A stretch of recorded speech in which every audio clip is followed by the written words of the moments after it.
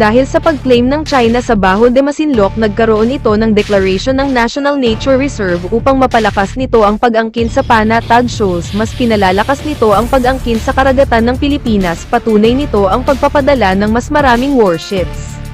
Nagpapadala ito ng malalakas na class ng warships tulad ng frigates, destroyers, corvettes, missile gunboats at armed coast guards at maritime militias at surveillance ships upang mapaalis ang mga coast guard ships at BFAR ships at mga Pilipinong mangingisda.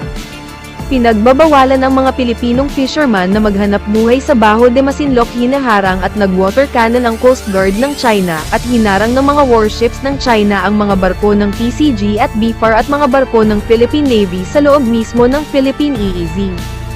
Pinalalakas ng China ang pag-claim sa panatag shoals upang magkapagtayo sila ng mga fake islands or military bases at pag-lagay ng mga oil and gas platforms at pagkuha ng lahat ng likas na yaman ng karagatan ng Pilipinas.